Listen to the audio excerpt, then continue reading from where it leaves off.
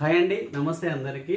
చాలా రోజుల తర్వాత మీ ముందుకైతే ఈ యొక్క వీడియోను తీసుకురావడం జరుగుతూ ఉన్నది. ఈ వీడియో చేయడానికి చాలా రోజుల టైం పట్టింది, ఎందుకంటే చాలా మ్యాటర్ కూడా గ్యాదర్ చేయాల్సిన అవసరం ఏర్పడింది అన్నమాట. సో ఫస్ట్ ఆఫ్ ఆల్ ఇన్ని రోజులు మనం వీడియోస్ ఏ విధంగా ఉద్యోగం సంపాదించాలి, తర్వాత ఏ విధంగా ముందుకెళ్ళాలి అనేటువంటి విషయాల పట్ల మనం వీడియోస్ చేయడం జరిగింది. సో మన అకాడమీ తరపు నుంచి వెళ్ళి మరి ఉద్యోగం వచ్చిన తర్వాత కూడా మనకి ప్రమోషన్స్ అనేటువంటివి రావడం జరుగుతుంది, అది సర్వసాధారణం.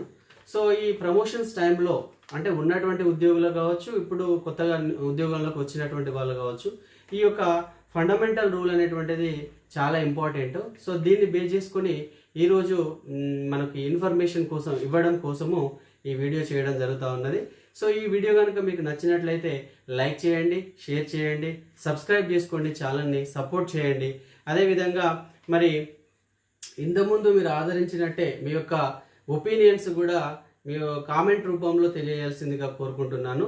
ముఖ్యంగా మనకు తెలుసు లైఫ్లో అచీవ్మెంట్స్ చాలా మనం రీచ్ అవుతూ ఉంటాం. అలాంటి సందర్భాల్లో మనకి ఈ నాలెడ్జ్ కనుక ఉన్నట్లయితే ఎక్కడ కూడా ఇబ్బందులు అనేటువంటివి రావనేటువంటి ఉద్దేశంతో మాత్రమే ఈ వీడియో చేయడం జరుగుతూ ఉన్నది. మరి ఏంటిది సార్ అంటే, ఫస్ట్ గవర్నమెంట్ ఆఫ్ ఆంధ్రప్రదేశ్, మరి గవర్నమెంట్ ఆఫ్ తెలంగాణ కదా సార్ అనేటువంటి డౌట్ రావడం జరుగుతుంది. అంటే గవర్నమెంట్ ఆఫ్ ఆంధ్రప్రదేశ్ సంబంధించిన సర్వీస్ రూల్స్ అన్నీ కూడా మనకి ఉమ్మడి ఆంధ్రప్రదేశ్ యొక్క సర్వీస్ రూల్స్, అంటే మనం తెలంగాణ ఆంధ్రప్రదేశ్ రెండు కూడా కలిసి ఉన్నటువంటి సమయంలో ఉన్నటువంటి సర్వీస్ రూల్స్నే మనము అడాప్ట్ చేసుకోవడం జరిగింది. ఒక జీవో తీసుకొచ్చి 2016లో 196 అనేటువంటి జీవో నెంబర్ 196 ద్వారా 2016లో మనం ఏం చేశామండి, గవర్నమెంట్ ఆఫ్ ఆంధ్రప్రదేశ్ అంటే ఈ ఆంధ్రప్రదేశ్ రాష్ట్రంలో ఉన్నటువంటి సర్వీస్ రూల్స్నే తెలంగాణ అడాప్ట్ చేసుకోవడం జరిగింది. సో ఈ ఆంధ్రప్రదేశ్ అనేటువంటి ప్లేస్లో సబ్స్టిట్యూట్ చేయాలి, తెలంగాణ అనేటువంటి పదాన్ని సబ్స్టిట్యూట్ చేసుకోవచ్చు అని చెప్పేసి జీవో 198 జీవో నెంబర్ అండి. ఇది కూడా 2016లోనే రావడం జరిగింది. అంటే గవర్నమెంట్ ఆఫ్ ఆంధ్రప్రదేశ్ సంబంధించినటువంటి జీవోస్ కావచ్చు, అదేవిధంగా సర్వీస్ రూల్స్ కావచ్చు మనకి వర్తిస్తాయని చెప్పేసి ఈ రెండు జీవోలు మరి తెలంగాణ ఏర్పడిన తర్వాత వచ్చినటువంటి జీవోల ద్వారా మనకు తెలుస్తూ ఉంది. మరి ముఖ్యంగా ప్రమోషన్ పొందినప్పుడు మనం ఏం చేయాలి, ఏ ఆప్షన్ని తీసుకోవాలి అనేటువంటి విషయం గురించి తెలియజేస్తాము. సో ఇక్కడ వచ్చేసి FR22B అనేటువంటిది ముఖ్యమైనటువంటి అంశం. FR22B, FR అంటే ఏంది, ఫండమెంటల్ రూల్ అన్నమాట. దాంట్లో సంఖ్య ఎంత, 22B, FR22B అన్నమాట. సో ఈ FR ఫండమెంటల్ రూల్ FR22Bలో మనకు వచ్చేసి ఎప్పుడు ఇంట్రడ్యూస్ చేశారు సార్ అంటే, దీన్ని 1983వ సంవత్సరంలో ఈ రూల్ను మనకి ఇంట్రడ్యూస్ చేయడం జరిగింది. అంటే ప్రతి ఎంప్లాయీకి FR22B అప్లికేబుల్ అనేటువంటిది కావాలి అంటే ఇది ఎప్పుడు వచ్చింది, ఇది 1983వ సంవత్సరంలో తీసుకురావడం జరిగింది. అంటే దీని ద్వారా ఎవరికైతే లాభం ఉంటుందో వాళ్ళు దాన్ని ఆప్షన్ని తీసుకోవడం జరుగుతుంది. సో దీంట్లో ఈ ఫండమెంటల్ రూల్ 22Bలో మనకి ఒక ఎంప్లాయ్ కనుక సో ప్రమోషన్ పొందినట్లయితే రెండు ఆప్షన్స్ ఉంటాయండి. FR22Bలో రెండు ఆప్షన్స్ ఉంటాయి. ఒక ఆప్షన్ వచ్చేసి A అండ్ B. ఏలో డేట్ ఆఫ్ ప్రమోషన్ కానీ, లేకపోతే బి వచ్చేసి AGI, annual grade increment lower క్యాడర్లో తీసుకునేటువంటి రెండు ఆప్షన్స్ ఉంటాయి అన్నమాట. ఒకటి ఏంటిది డేట్ ఆఫ్ ప్రమోషన్, ఇంకొకటి annual grade increment lower cadre. ఈ రెండిట్లో దేనికి ఒకదానికి మీరు ఏం చేయాలి, ఆప్షన్ అనేటువంటిది ఎంచుకోవాలి, ఆప్షన్ చూజ్ చేసుకోవాలి. సో ఇది ఉన్నటువంటి ఇప్పుడు ఫర్ ఎగ్జాంపుల్ ఒక ఎంప్లాయీ ప్రమోషన్ పొందాడు, ఈ రెండు ఆప్షన్లో ఏదో ఒక ఆప్షన్ తీసుకోవడం జరిగింది. ఈ ARB అనే ఈ రెండు ఆప్షన్లో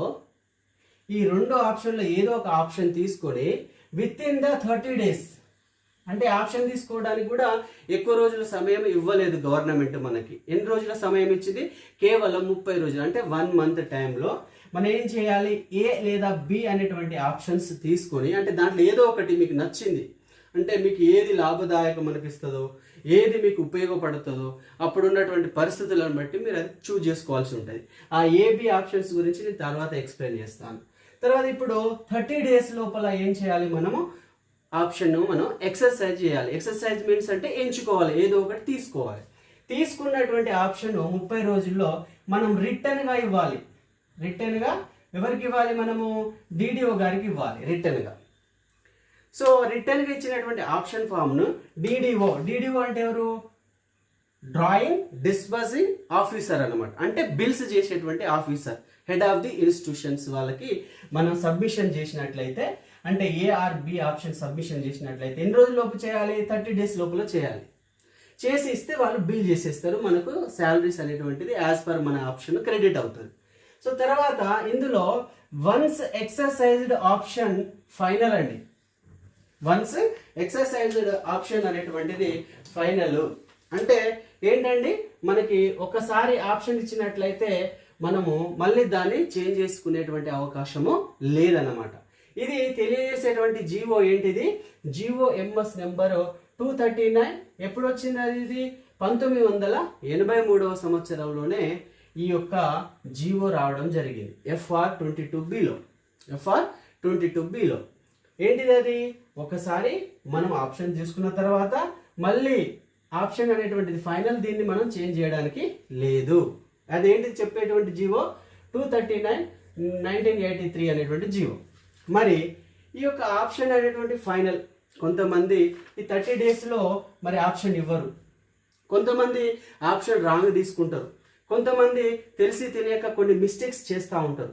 మరి అలాంటి సందర్భంలో ఒక 2 ఇయర్స్ తర్వాత మనకి ఏం చేయడం జరిగింది, 1985లో 2 ఇయర్స్ తర్వాత 1985లో మళ్ళీ ఒక జీవో తీసుకురావడం జరిగింది ఎంప్లాయీ ఫేవర్ కోసమే. ఏంటిది అది జీవో నెంబర్ 145. ఏ సంవత్సరంలో వచ్చింది, 1985. అంటే ఆ జీవో వచ్చిన తర్వాత 2 ఇయర్స్కి రావడం జరిగింది. ఏంటిది ఇక్కడ ఉద్దేశము, ఒక్కసారి ఆప్షన్ ఇస్తే ఫైనల్ అన్నాము, తర్వాత 30 రోజుల్లో ఇవ్వాలన్నాము. అప్పటికి కొంతమంది ఎంప్లాయీస్కి ప్రమోషన్ వచ్చినాక కొన్ని విషయాల పట్ల అవగాహన ఉంటుంది, ఉండదు, తర్వాత చాలా కారణాలు ఉంటాయి. సో అవన్నీ ఇట్లా కొన్ని మిస్టేక్స్ జరగడం అనేటువంటిది సహజం. ఆ సహజంలో ఏమైంది ఇక్కడ, సో మళ్ళీ ఎంప్లాయీ ఫేవర్గా ఆలోచించి ఏం చేసింది గవర్నమెంట్, ఆప్షన్ని రివైజ్ చేసుకోవచ్చు అని చెప్పేసి ఒక జీవో నెంబరు ఎంత 145 1985లో వచ్చిందండి.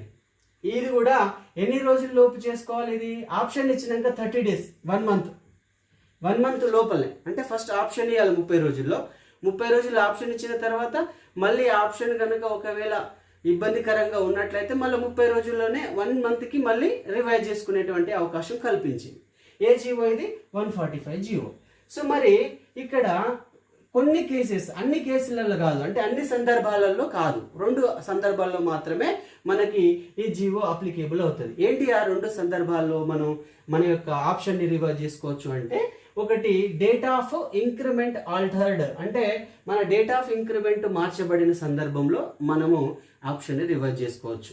ఆ తర్వాత రెండోది existed option materially altered by govt and authority, అంటే మన అథారిటీ, హయ్యర్ అథారిటీ వాళ్ళు కావచ్చు, లేకపోతే గవర్నమెంట్ ఆర్డర్ ద్వారా కావచ్చు, మన యొక్క ఆప్షన్ కనుక మెటీరియల్లీ కనుక మార్చబడినట్లయితే దాన్ని కూడా ఆ సందర్భాల్లో, ఈ 2 సందర్భాలలో మనము ఆప్షన్ని రివైజ్ చేసుకోవచ్చు.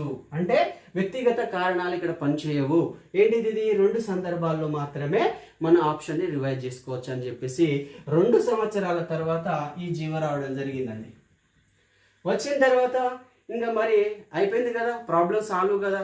మళ్ళీ ఎంప్లాయీస్ నుంచి వెళ్ళి చాలా ఏంటిది అంటే క్వశ్చన్స్ రేజ్ కావడం జరిగింది. కొంతమంది ఎక్సర్సైజ్ చేయడము, అంటే ఆప్షన్ని తీసుకోవడము, కొందరు తీసుకోకపోవడము, ఇంకా రకరకాల కారణాలండి. అంటే ఒక డిపార్ట్మెంటే కాదు కదా, ఎడ్యుకేషన్ డిపార్ట్మెంట్ కావచ్చు, మనకి హెల్త్ డిపార్ట్మెంట్, రకరకాల డిపార్ట్మెంట్స్ నుంచి వెళ్ళి చాలా మంది ఎంప్లాయీస్ ఈ ప్రాబ్లమ్స్ రేజ్ చేయడం జరిగింది. ఏ ప్రాబ్లమ్స్ అండి, could not exercised with in the time limit, various reasons అండి. అంటే వాళ్ళకు ఉన్నటువంటి రకరకాల కారణాలతోటి వాళ్ళు ఏం చేశారు, 30 డేస్లో మనం ఏం చేయాలి, ఆప్షన్ ఇవ్వాలి, కానీ వాళ్ళు ఇవ్వలేకపోయారు. ఇదొక కారణం.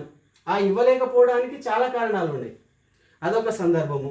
తర్వాత ఎక్సర్సైజ్డ్ రాంగ్ ఆప్షన్, ఇంకొక కారణం ఏంటిదండి, ఎక్సర్సైజ్డ్ రాంగ్ ఆప్షన్ అనేటువంటి తీసుకోవడం జరిగింది. తద్వారా ఏమవుతుంది, ఫైనాన్షియల్ లాస్ అవుతుంది. ఫైనాన్షియల్ లాస్ ఎవరికి అవుతుంది? ఎంప్లాయ్కి అవుతుంది. సో కాబట్టి ఇలాంటి ఈటీసీ అంటే ఎక్సెట్రా అనేటువంటి పదాన్ని ఉపయోగించడం జరిగింది. అంటే మొదలైన కారణాలు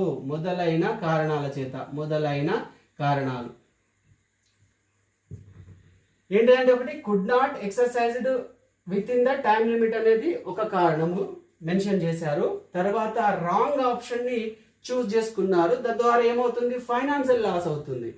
సో అదొక కారణంతో పాటు మొదలైనటువంటి కారణాలు మెన్షన్ చేస్తూ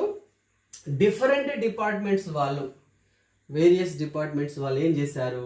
ఆప్షన్ ప్రపోజల్స్ పెట్టారనమాట గవర్నమెంట్కి. ఇట్లా ప్రాబ్లమ్స్ ఉన్నాయి, ఎంప్లాయీస్ ప్రాబ్లమ్ ఫేస్ చేస్తూ ఉన్నారు. సో వాళ్ళు ఏంటి ఆప్షన్ని చేంజ్ చేసుకోవాలనుకుంటున్నారు, లేకపోతే వారి ప్రాబ్లం ఏముందో ఆ ప్రాబ్లమ్స్ని మెన్షన్ చేస్తూ డిఫరెంట్ డిపార్ట్మెంట్స్ నుంచి వెళ్ళి ప్రపోజల్స్ వెళ్ళాయి. ఎవరికి? గవర్నమెంట్కి. దేనికోసము? Change the option already exercised అంటే ఏంటిదండి? ఆల్రెడీ ఎక్సర్సైజ్డ్ అంటే చూజ్ చేసుకున్నటువంటి ఆప్షన్ని చేంజ్ చేసుకోవాలి, అవకాశం కల్పించండి మాకు అని చెప్పేసి అన్నారు. మరి ఆల్రెడీ ఇక్కడ అవకాశం ఉన్నది కదా, 30 రోజుల్లో చేంజ్ చేసుకోవచ్చు. కానీ సందర్భాలు ఇవి రెండే. కానీ తర్వాత మెన్షన్ చేసినటువంటి సందర్భాలు చాలా మొదలైన ఇంకా రకరకాల కారణాలుగా అనేక కారణాలు ఉన్నాయి అన్నమాట. అంటే రాంగ్ ఆప్షన్ సెలెక్ట్ చేసుకోవడం వల్ల ఫైనాన్షియల్ లాస్ కావచ్చు. తర్వాత ఇంకేంటిదండి, విత్ ఇన్ ద టైం లిమిట్లో వాళ్ళు ఆప్షన్ని ఎంచుకోకపోవచ్చు. ఇంకా రకరకాల కారణాలు కావచ్చు. ఇంకా వాళ్ళు ఏదైనా టూర్కి వెళ్ళడం, లేకపోతే అంటే విదేశీ పర్యటనకు వెళ్ళడం, ఆ సందర్భంలో ప్రమోషన్ రావడం, ఇట్లా రకరకాల మనం చెప్పలేము. ఇంకా అనేక కారణాలు. అందుకోసమే ఎక్సెట్రా అనేటువంటిది ఇక్కడ పెట్టడం జరిగింది. సో కాబట్టి మొదలైన కారణాలు అన్నమాట. ఇంకా ఏదైనా కారణాలు కావచ్చు. సో వాటిని చూజ్ చేసుకుని అంటే వాటిని దృష్టిలో పెట్టుకొని ఏం చేశారు? ఈ యొక్క వేరియస్ డిపార్ట్మెంట్స్ నుంచి ప్రపోజల్స్ పోయినాయి అనమాట గవర్నమెంట్కి. ఏంటిది? అది change the option already exercised. ఇది ఏంటిది? ఏమేమో చెప్తుంది ఇది అంటే 4073 అనేటువంటి మెమో 1990 సంవత్సరంలో రావడం జరిగింది. అంటే ఎన్ని సంవత్సరాలకు వచ్చిందండి? 5 yearsకి రావడం జరిగింది. ఇక్కడ ఎప్పుడు వచ్చింది? 85 నుంచి 5 yearsకి మళ్ళీ ఏమొచ్చిందండి? ఇది ఒక కొత్త ప్రపోజల్. అంటే ఇక్కడ ప్రాబ్లం ఉంది, ఫైనల్లో కావచ్చు, ఈ డేట్లో కావచ్చు, ఈ జీవోలో అనేక ప్రాబ్లమ్స్ ఎంప్లాయీస్ ఫేస్ చేస్తూ ఉన్నారు. ఆ సందర్భంలో ఏ గవర్నమెంట్ అయినా, ఇది ఒక మన ప్రజాస్వామ్యబద్ధమైనటువంటిది మనం ఉన్నాం, అంటే డెమోక్రసీలో ఉన్నాం. సో కాబట్టి ఏమైనా ప్రాబ్లమ్స్ ఉన్నాయంటే దాన్ని మనం ఏంటిది రెక్టిఫై చేసుకునేటువంటి అవకాశం ఉంటుంది డెమోక్రసీలో. సో కాబట్టి ఇక్కడ ఏం చేశారు?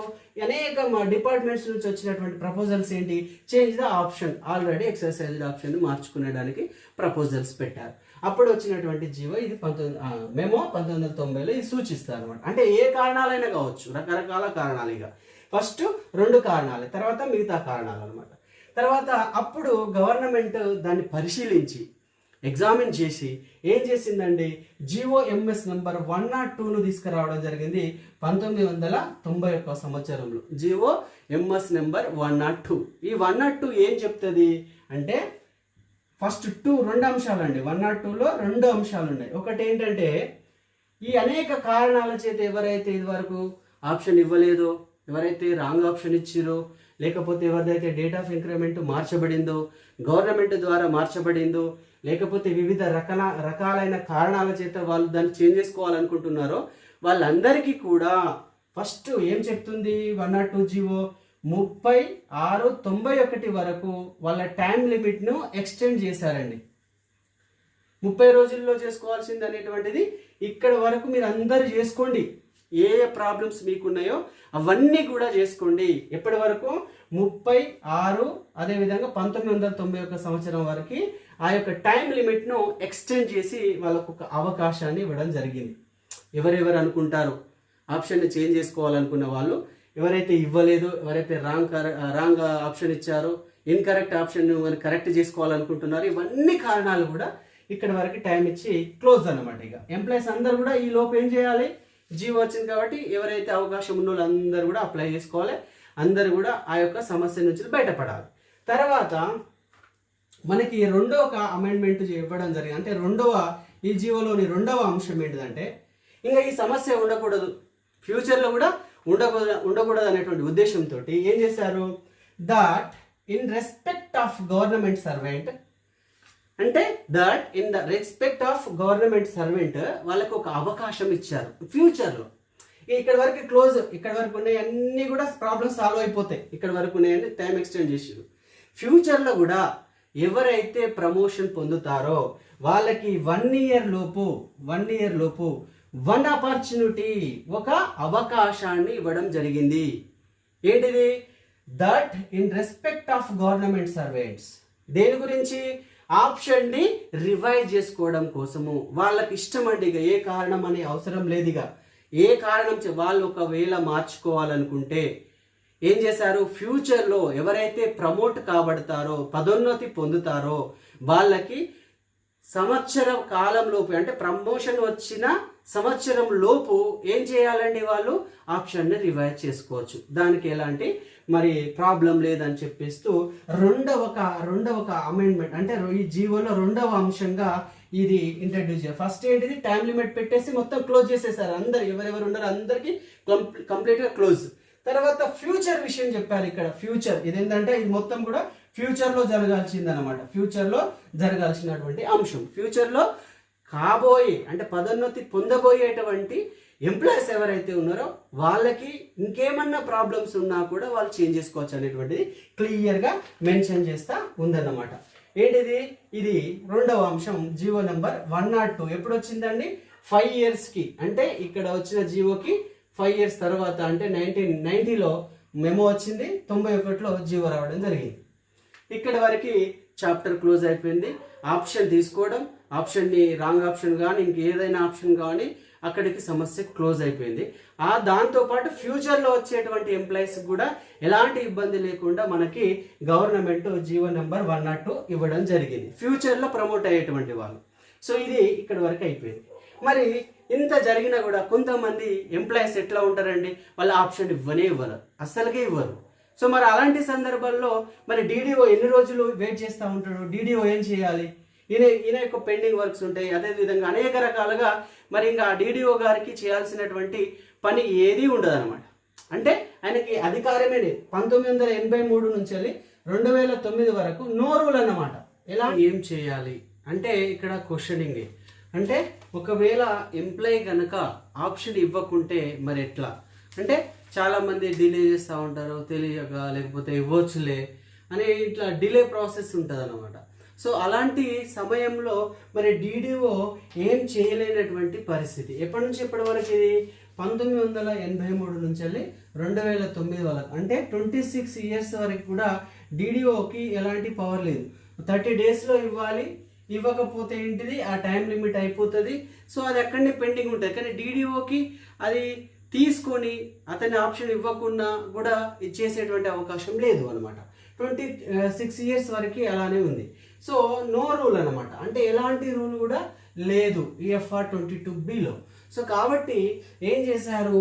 19/5/2009 సంవత్సరంలో GOMS నెంబర్ 145 ద్వారా ఒక రూల్ని అమెండ్మెంట్ చేశారు. అంటే సవరించి FR 22Bకి యాడ్ చేయడం జరిగింది. ఏంటిది ఆ రూల్ అంటే? The following provision shall be inserted. Inserted అంటే యాడ్ చేయబడింది. దేనికి యాడ్ చేయబడింది? ఈ యొక్క FR 22Bకి యాడ్ చేయబడి ఇన్సర్టెడ్ నేమ్లీ. ఏం ప్రొవిజన్? ఏంటిది అది అంటే if the employee does not exercise his option. ఇది ఇంపార్టెంట్ అండి. If the employee does not exercise his option అంటే ఒకవేళ ఎంప్లాయ్ కనుక 30 రోజుల్లో ఆప్షన్ని ఎంచుకొని ఏంటిది ఎట్లా ఇవ్వాలండి? ఏంటిది? Stipulated time of 1 month from the date of promotion. ఎట్లా ఇవ్వాలి? మనకి రైటింగ్ అంటే రాతపూర్వకంగా ఒక ఆప్షన్ ఫామ్ తీసుకొని దాంట్లో తన యొక్క ఆప్షన్ని రిటర్న్గా ఇవ్వాలి. ఎవరికి ఇవ్వాలి? డీడీఓకి ఇవ్వాలి. ఒకవేళ ఇవ్వకపోతే రిటర్న్గా ఇవ్వాలి. Does not exercise his option in stipulated time of 1 month from the date of promotion. అలాంటి సందర్భంలో ఎంప్లాయీ 30 రోజులు అయిపోతే ఎంప్లాయీకి ఎలాంటి హక్కు ఉండదు. 30 రోజుల లోపు మాత్రం ఆప్షన్ ఇస్తే మళ్ళీ దాన్ని రివైజ్ చేసుకోవడానికి 102 జీవో ఉంది, అది వేరే ప్రాసెస్. ఇవ్వకపోతే డీడీఓ చేతులు కట్టుకొని కూర్చోవడానికి లేదు. అంటే ఎప్పటి వరకు ఉండేది? 2009 వరకు ఉండేది. డిడిఓ ఏం చేయలేనటువంటి పరిస్థితి ఉండేది. కానీ గవర్నమెంట్ ఈ రూల్ తీసుకొచ్చేసి FR22Bకి యాడ్ చేసింది. ఇన్సర్టెడ్ నేమ్లీ ఏంటిది అది ప్రొవిజన్? ఒక employee does not exercise his option. ఒకవేళ ఇవ్వకపోతే ఏం చేయాలి? DDO shall fix the pay adopting. అంటే డిడిఓ ఏం చేయాలి? పేని ఫిక్స్ చేయాలి. ఏ విషయంలో? ఎట్లా? అది which may be most beneficial. అది కూడా ఎట్లుండాలి? డిడిఓ గారు పరిశీలించి పరీక్షించి దాన్ని ఏది న్యాయబద్ధంగా ఉంటుంది, ఏది ఆర్థికంగా లాభదాయకమై ఉంటుంది అనేటువంటి విషయాన్ని గమనించుకొని ఏం చేయాలి? ఈ యొక్క పేని ఫిక్స్ చేయాలన్నమాట. ఇది మనకి 145 జీవో వచ్చిన తర్వాత డిడిఓలకు ఇచ్చినటువంటి పవర్ అన్నమాట. ఇది FR22Bలో ఫస్ట్ ఆప్షన్ ఫైనల్. తర్వాత మనకి 85లో వచ్చింది కొన్ని సందర్భాలలో. తర్వాత అన్ని సందర్భాల్లో అని చెప్పేసి టైం లిమిట్ పెట్టారు. ఎక్కడ టైం లిమిట్ 1991 వరకు. తర్వాత ఏం చేశారు? రెండవ కాలంలో వచ్చేసి ఫ్యూచర్లో 1 year వరకు ఎలాంటిదైనా కూడా వాళ్ళు ఆప్షన్ రివర్స్ చేసుకోవచ్చు అని మనకి రెండవ కాలం చెప్తుంది. రెండవ పాయింట్ చెప్తా ఉన్నది 102 జీవోలో. మరి అసలుకే ఎంప్లాయీ ఇవ్వకపోతే పరిస్థితి ఏంటి? డిడిఓ అప్పుడు తనకు అధికారంతో ఏంటిది పేని ఫిక్స్ చేసేటువంటి అధికారము 145 జీవో మనకి ఇస్తుందన్నమాట. అధికారం డిడిఓలకి. ఇది గవర్నమెంట్ ఈ యొక్క FR22Bలో ఏం చేసింది? ఈ యొక్క కొత్త పాయింట్ని 145 జీవో ద్వారా యాడ్ చేయడం జరిగింది. ఇది FR22Bలో ఉండేటువంటి పూర్తి సమాచారం. మరి ఈ సమాచారం వాస్తవమా కాదా అంటే మనకి అనేక జీవోలు ఉండడం జరిగింది. మీకు ఈ సమాచారం పైన ఏమైనా డౌట్స్ ఉన్నట్లయితే నాకు మరి వాట్సాప్ నా నెంబర్ ఉంది, దానికి వాట్సాప్ పెట్టండి. నేను అన్ని డాక్యుమెంట్స్ మీకు పెడతాను. అంటే మీకు ఎలాంటి ఇబ్బందులు ఏమైనా వచ్చినప్పుడు ఈ వీడియో మీకు హెల్ప్ అవుతుంది అనుకుంటున్నాను. అదేవిధంగా అంటే ఏదైనా ప్రాబ్లం ఉంటే మనం ఇన్ఫర్మేషన్ నాకు ఈ ఇన్ఫర్మేషన్ గ్యాదర్ చేయడానికి చాలా రోజుల టైం పట్టింది. కాకపోతే మీకు మీ ముందు ఎందుకు తీసుకొస్తున్నా అంటే అందరికీ ఉపయోగపడుతుంది. ఒక రూల్ అనేటువంటిది తెలిస్తే అందరికీ ఉపయోగపడడం జరుగుతుంది అనే ఉద్దేశంతో తీసుకురావడం జరుగుతుంది. మనకి ఇంకా మీకు ఈ జియోస్ వీటికి సంబంధించినటువంటి అంత ఇన్ఫర్మేషన్ కావాలంటే www.treasury.gov.in కొట్టి government of Telangana FR22B norms అని కొట్టండి వస్తుంది. లేకపోతే డిడిఓలకి హ్యాండ్ బుక్ అని ఒకటి ఉంటుంది. వాళ్ళు 368 పేజీలు ఉండదండి హ్యాండ్ బుక్ ఫర్ ఎవరికండి? డిడిఓలకి ఇంకా మిగతా అధికారులకి ఇవ్వడం జరిగింది. 368 పేజీలు ఉంది. ఇది మనకి గవర్నమెంట్ అఫీషియల్ వెబ్సైట్లో అప్లోడ్ చేయబడి ఉన్నది. దీంట్లో పేజ్ నెంబర్ 46 and 47 ఇవి రెండు కూడా మనకి ఈ యొక్క ఇన్ఫర్మేషన్ కూడా అవైలబుల్ ఉంటుంది. అదేవిధంగా జియోస్ కూడా ఉండడం జరిగింది. ఈ జియోస్ కాపీస్ కూడా మీకు కావాలంటే డిస్క్రిప్షన్లో పెడతాను. అదేవిధంగా ఇంకా ప్రామాణికంగా చెప్పాలి అంటే మనకి మూల సూత్రములు వేతన స్థిరీకరణ సరళీకృతం అనేటువంటి బుక్ మరి మనకు మార్కెట్లో అవైలబుల్గా ఉంది. మనకి చూడండి చాలా డబ్బులు మనం ఖర్చు పెట్టుకుంటాము. సో మనకు సంబంధించినటువంటి విషయాల కోసము మనకు కొంత అవగాహన ఉండాలి. మనం ఏం చేస్తాము? ఏదైనా సమస్య వచ్చినప్పుడు వెంటనే యూనియన్ లీడర్కి ఫోన్ చేయడం మనకి అదే ఒక పరిపాటిగా వస్తున్నటువంటి విషయము. వాళ్ళు కనుక సమాచారం ఉండి కరెక్ట్గా చెప్పినట్లయితే అక్కడ మనకి ఎలాంటి మిస్అండర్స్టాండింగ్ చేసుకోవడానికి అవకాశం ఉండదు. అంటే ఈ ఫర్ ఎగ్జాంపుల్ టోటల్ ఈ విషయం తెలిసి సార్ ఇది ఉంది, మీరు ఆప్షన్ రివైజ్ చేసుకోవచ్చు, లేకపోతే చేసుకోకూడదు, లేకపోతే ఈ రూల్ ఉంది. ఇప్పుడు ఏమంటున్నారంటే డిడిఓ ఏదంటే అది చేయొచ్చు అని అంటున్నారు. డిడిఓ 145 జీవో వచ్చింది కదా, డిడిఓ ఏదంటే అది చేయొచ్చు. డిడిఓ ఏదంటే అది కాదండి. డిడిఓ ఎప్పుడు యాక్షన్లోకి వస్తాడు, రంగంలోకి ఎప్పుడు వస్తాడు? ఎంప్లాయీ కనుక ఆయన సమయంలో ఆప్షన్ ఇవ్వనప్పుడు రంగంలోకి దిగుతాడు. రంగంలోకి దిగి ఏం చేస్తాడు? ఆ పనిని కంప్లీట్ చేస్తాడు. అది చెప్పేదే 145 జీవో. ఏం లేదు, ఇక మనం చూసుకున్నట్లయితే కదా కంప్లీట్గా ఏమైపోయిందంటే FR22 ఎంప్లాయీకి ఎలాంటి హక్కులు లేవు. వాళ్ళు ఆప్షన్ ఇచ్చుకోదు. ఇంకో యూనియన్ లీడర్ ఏమంటాడంటే ఆప్షన్ ఇచ్చుడు లేదంటారు. ఇంకొక యూనియన్ లీడర్ ఏమంటాడు అంటే అసలు FR22 అనేది లేదు, మన డిడిఓలకు ఏది బెనిఫిట్గా అనిపిస్తుందో ఎంప్లాయీ విషయంలో అది చేసేయాలి అంతే, దానికి ఏం లేదంటారు. అందుకోసమే సమాచార లోపం ఉన్నప్పుడు మనం ఏమవుతుందంటే ఆ సమాచారాన్ని ఇతరులకు అంటే చేరవేసినప్పుడు కొంచెం కాంప్లికేటెడ్ ఉంటాయి అన్నమాట. అందుకోసమే ఈ సమాచారం అందరికీ కూడా అందుబాటులో ఉంటే ఎలాంటి కాంప్లికేషన్స్ అనేటువంటివి అంటే సమస్యలు జటిలం కావు. మనకు ఇన్ఫర్మేషన్ ఉంటే దాన్ని బట్టి మనం పోతాం. అంటే మీకు ఏమైనా జియోస్లో నేను చెప్పిన మ్యాటర్లో కూడా ఏమైనా ఇబ్బంది ఉంటే నాకు కాల్ చేయొచ్చు. సో ఇక్కడ మనకి వచ్చేసి మూల సూత్రములు వేతన ఇది కూడా నేను తీసుకోవడం జరిగింది. ఎందుకంటే మన కోసం మనం ఒక ప్రయత్నం, ఇది ఎంత ఉందంటే బుక్ వచ్చేసి 700 రూపీస్ పడిందండి నాకు. 700 రూపీస్లో అమెజాన్లో అవైలబుల్ ఉంది. అండ్ పే రూల్స్, అదేవిధంగా మనకి లీవ్ రూల్స్, రకరకాల బుక్స్ ఉన్నాయి. ఒక 2000 నుంచి 3000 అయితే మనకి తెలుగులో ఉంది, స్పష్టంగా తెలుగులో ఉంది. తెలుగులో మనం అర్థం చేసుకోవచ్చు. ఇంగ్లీష్లో బుక్స్ కూడా ఉన్నాయి, అర్థం చేసుకోవచ్చు. అయితే ఈయన ఎవరు అంటే బి హనుమంతు గారు, విశ్రాంత జిల్లా ఆడిట్ అధికారి, రాష్ట్ర ఆడిట్ శాఖ గారి చేతుల మీదుగా అంటే ఇది మరి అంటే ప్రింట్ చేయడం జరిగింది. అతని యొక్క సలహాలు సూచనల ప్రకారమే అతను ముద్రించినటువంటి ఏంటంటే అతను రాసినటువంటి బుక్ అనమాట. ఏషియన్ లా హౌస్ హైదరాబాద్ వాళ్ళు మరి దీన్ని ముద్రించడం జరిగింది. మొదటి ముద్రణ మరి ఇక్కడ ఎప్పుడు దీని యొక్క ఇంట్రడక్షన్ అంటే పబ్లిష్డ్ బై ఎస్పి గోగియా HUF అనేటువంటిది, హైకోర్టు హైదరాబాద్ 5 అపోజిట్ సైడ్ ఉంటుందండి. అడ్రస్ ఇవ్వడం జరిగింది. ఇది న్యూ ఎడిషన్ 2018లో వచ్చిందండి. ఎడిషన్ 2018లో వచ్చింది. మరి రీప్రింట్ ఎప్పుడు చేశారంటే 2024లో 24లో చేశారు. అంటే లేటెస్ట్ అప్డేటెడ్ వర్షన్ అనమాట. Latest updated version. దీంట్లో కూడా మనకి మెన్షన్ చేశారు. ఎక్కడ ఉంది అంటే పేజీ నెంబర్ 41లో ఉంది. పేజీ నెంబర్ 41లో ఏమని ఉందంటే ఇక అన్నీ ఉన్నాయండి. దీంట్లో మనకి అన్ని రకాలైనటువంటి అంటే ఇక్కడ మనం ఏదైతే మెన్షన్ చేసామో అవన్నీ కూడా ఇందులో ఉండడం జరిగింది. ఇది కాకుండా ఇంకా మీకు వెబ్సైట్లో మీరు బుక్స్ కూడా ఏం కొనాల్సిన అవసరం లేదు. ఇంకా ఇక మిగతా బుక్స్ కూడా ఉన్నాయండి, చూడండి. ఇవన్నీ బుక్స్ కూడా ఉన్నాయి. 1-2 తీసుకోండి మీకు కూడా. ఎందుకంటే సమాచారం సీనియర్ టీచర్ అంటారు, 20-25 ఇయర్స్ నుంచి సర్వీస్ ఉన్నది అంటారు. ఏదైనా విషయం గురించి టక్కున అడగంగానే ఏమో అన్న తెలియదు, యూనియన్ వాళ్ళ ఎక్కడ ఏంటంటే ఇక యూనియన్ వాళ్ళ పైన ఆధారపడి ఉన్నాము. బట్ చాలామంది చెప్తారు, బట్ కొందరు మంది అట్లా ఉంటారు కదా. సో అట్లా ఇన్ఫర్మేషన్ అనేది ఉంటే బాగుంటుంది అని నా యొక్క ఒపీనియన్. కాబట్టి మన కోసం మనము ఒక బుక్ తీసుకోవడంలో కానీ ఇన్ఫర్మేషన్ గ్యాదర్ చేసుకోవడంలో కానీ తప్పేం లేదనుకుంటున్నా. సో మీకు ఎలాంటి ఇబ్బంది ఉన్నది అనుకోండి, ఇలాంటి వీడియోస్ చూడండి, నన్ను ఎంకరేజ్ చేయండి, సబ్స్క్రైబ్ చేసుకోండి ఛానల్ని. ఇంకా లీవ్ రూల్స్ గురించి, CLs గురించి ఇంకా నెక్స్ట్ రాబోయే రోజుల్లో వీడియో చేయాలనుకుంటున్నాను. సో ఇది మాత్రం విషయం అండి. సో మీరు కూడా వెరిఫై చేసుకోవచ్చు. సో ఇదే విధంగా ఫ్యూచర్లో లైక్ చేయండి కంపల్సరీగా. మీరు ఛానల్ని సబ్స్క్రైబ్ చేసుకోండి. అదేవిధంగా నోటిఫికేషన్ ఐకాన్ మీద, బెల్ ఐకాన్ మీద క్లిక్ చేయండి. తద్వారా నోటిఫికేషన్స్ మీకు డైరెక్ట్ రావడం జరుగుతుంది. సో థ్యాంక్ యూ అండి అందరికీ. All the best.